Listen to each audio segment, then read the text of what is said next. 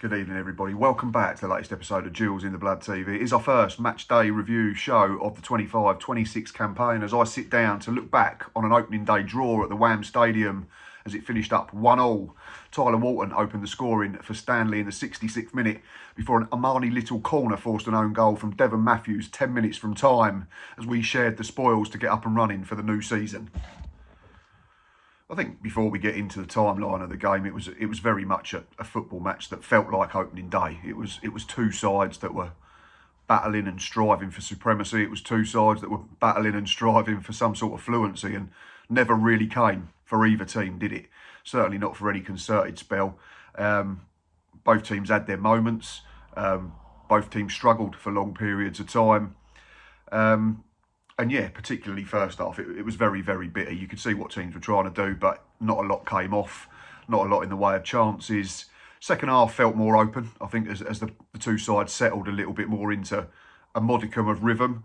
But yeah, no team deserved to win. I don't think any team deserved to lose. So for me, a draw felt like the right result.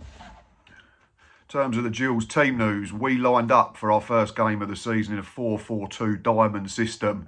It was Glenn Morris in goal, which you can see up here. It was a Romeo Hutton, Connor Masterson, Shad Ogie and Max Clark as a back four. We then had Armani Little sitting at the base of the diamond, it looked like, which was a bit of a change, and he captained the side. It was then Robbie McKenzie from the right, Johnny Williams off of the left, and then Bradley Dack at the point, supporting a front two of Elliot Nevitt and Joe Bode. And in terms of the bench, substitute goalkeeper was Jake Turner. Defensive options were Andy Smith and Sam Gale. In midfield, Ethan Coleman and Nelson Kambeni. And our two striking options from the bench, if required, were Josh Andrews and Marcus Wiley.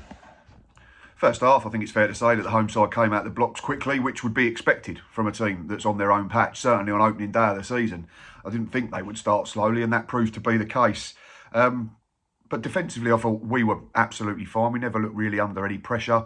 They didn't really play in behind us. Any balls that came into our box, either Glenn Morris came and claimed them or punched them. Shad Ogie and Connor Masterson, it felt like for the first half hour or so at least, just didn't miss a header, didn't lose an aerial battle.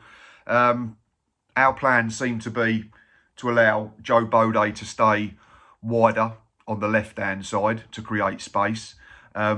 We tried to get Robbie McKenzie higher up the pitch, certainly from spot kicks and throw-ins, because he's better in the air than Armani Little, I would say.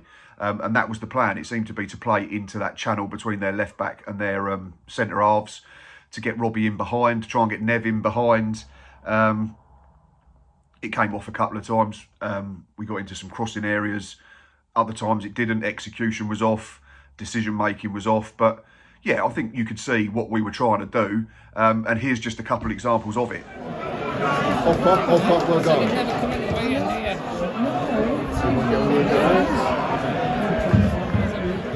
We've got a cross.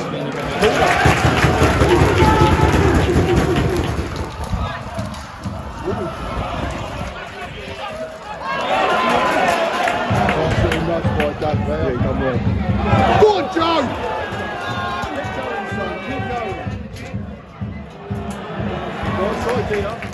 In truth, though, like I've said, it was a game very much lacking clear-cut opportunities. I've got a couple of clips coming up in a sec. There's a couple of headers for the home side that Glenn Morris comfortably waves past his posts. There's a Joe Bode snapshot over the bar, which was probably one of the real times where we managed to pinch the ball in the middle of the park and run into space that was being vacated by Elliot Nevitt and Joe Bode staying wide. And Johnny Williams done really well. And then he fed Joe Bode, who dropped to shoulder like he's been doing in pre-season onto that right foot. But unfortunately, his effort went over the bar. Yeah, it was just much of a muchness, wasn't it? I think first half, like I say, and as I've already said, it felt like a game that was very much opening day as the half-time whistle went. Williams goes short. Going him round the back.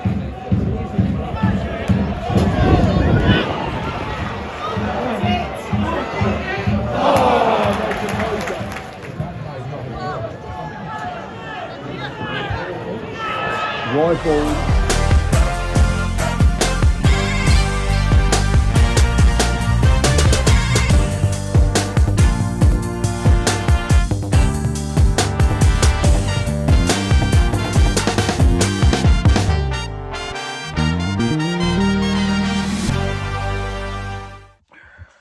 There were no changes at the break, and I thought that was understandable. I don't think you need to be making substitutions 45 minutes into a new campaign, even if everything's not come off as you'd wish, because it's 45 minutes into a season that lasts 4,140 minutes at the end of the day, so nothing's going to be perfect at this stage. Even for the teams that have won well on opening day, I would imagine there's stuff that they want to be better at. So I felt it was a game, and Nick agreed, as he said on the Match Day Live. I think that it felt like a game where we'd get to sort of 65 minutes and then see how we were going and reassess. I felt early stages of the second period, we were actually at our best spell of the game. We pinned them back, and we got the ball into their box. We were having more touches in their box, more importantly. We were getting Bradley Dack on the ball in dangerous areas, and he managed to pick up a really good position, sort of point of the 6-yard box, and fed Elliot Nevitt. It was a good snapshot from Nevitt. I think it was goal bound, but it was blocked at source. Good defending, but it was a positive sign. Good pressure here, good pressure. Oh, Robbie Smith. That's better. This is probably the most concerted spell of pressure in the team. Yeah, it's sustained pressure here. Of course, a combination of myself and Nick then went and jinxed absolutely everything and said that we felt we were comfortable defensively still, which we had been for 65 minutes. Glenn Morris hadn't had a real save to make, neither had their keeper. And it felt very much like a game that would be won by 1 goal if either side was going to nick 3 points. We were a little bit critical of us, I think, on the Match Day Live, but I think you've got to give credit to Tyler Walton for the opener when it did come shortly after me and Nick said we were super solid defensively. It's a good ball over the top. It's clipped into an area for Tyler Walton to go and chase and try and create something. He gets the wrong side from our perspective of Ramo Hutton and does really well to outstrength him. Connor Masterson then comes across and he sits him down. He sits Ramo Hutton down, and it's a really smart finish into the far corner to put his side 1-0 up. So I was pleased in the sense that I mentioned Tyler Walton as a player to watch this season, but of course I was fuming as a Gillingham fan because it felt at the time like it was a goal that was avoidable.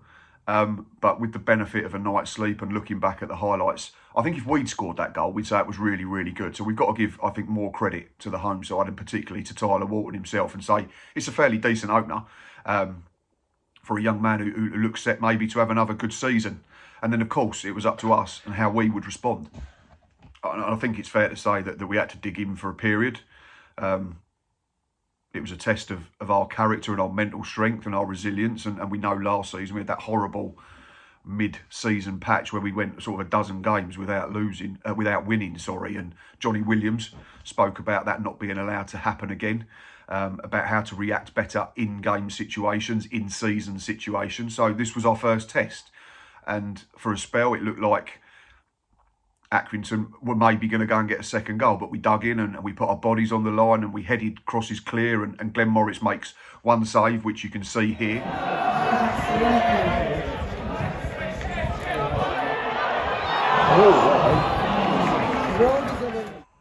And then after that, of course, it's about trying to turn that resilience around into a more positive again and seeing if we can get up the other end of the pitch and try and nick an equaliser. And we didn't create nearly enough, in terms of open play and that type of thing. And it very much looked like a game as it wore on where a set play would be our best option, our best opportunity.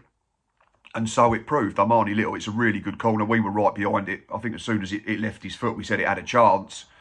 At first it thought it looked like it had gone all the way in, but it did take a touch off of Devon Matthews, who flicked it into his own net. And with 10 minutes to go, parity had been restored, and that away journey looked a lot more bearable again, didn't it? That journey home, 6 hours or whatever it would be on the coach, suddenly looked like it'd be a little bit more enjoyable.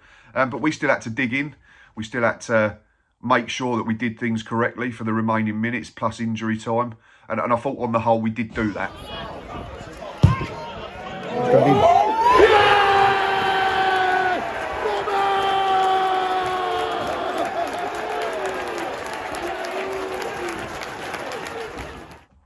I think to sum up, we know that there's plenty to improve on and there's plenty to get better at. We know that as fans. Gareth Ainsworth will know that as manager. Richard Dobson will know that as assistant gaffer. The coaching team, the players will all know that. But I can't bang the drum enough. It's 90 minutes played out of 4,140 that we're going to have to play this season. If we're peaking now, which we've done for the last couple of seasons, we'd be banging trouble.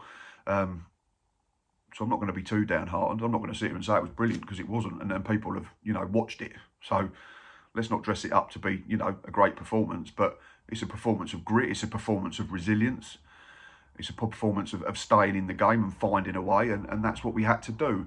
I mean, if you want to look at positives and negatives, I think the negatives are the fact that we've still got no Aaron Rowe, we've still not got no Sam Vokes, and we missed Seb Palmer-Holden, who'd looked bright during pre-season. I think we went back to front a little too readily, a little too easily, which didn't play into Elliot Nevitt's hands, because the system that we played, where we allowed Joe Bode to try and drift wider to create some sort of space for those middle midfielders to run into, meant that Elliot Nevitt a lot of the time ended up isolated against Farron Rawson, and it was a no contest. And that's nothing against Elliot Nevitt, but Farron Rawson's a beast of a centre half, and he just gobbles up headers for breakfast, dinner and tea, doesn't he? But on the flip side, the positives are there was no Aaron Rowe, there was no Sam Vokes, and there was no Seb Palmer-Holden. So we've got them to come back in. So people who are sitting here all doom and gloom saying, oh, it's the same as last season and we're not going to create anything and we're not going to score anything. You've got Aaron Rowe, who was probably our best player over the last 4 to 6 weeks of the campaign when Gareth came in. We've got Bradley Dack, Johnny Williams have got through 75 minutes and they'll only kick on from there. You've got Josh Andrews, who came on and made a real difference when he played. Suddenly gave Rawson a lot more to think about. He's played all of pre-season, so he's going to be better. There's still a month of the window to improve the squad further. But in terms of in-game, I think it was a toss-up between the two centre-halves for man of the match for me. I thought they were both really good on the whole. I know Shadogi had one moment first half where he underhit a back pass, but aside from that, he was absolutely superb, as was Connor Masterson. So yeah, if I had to do a man of the match, it'd probably be a toss-up between them two. But yeah, plenty to work on, plenty to improve upon, but I don't think a lot to be downhearted about after one game.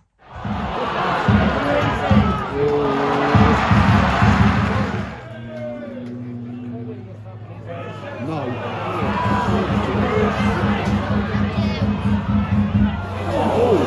Well done, John American. Just clear it.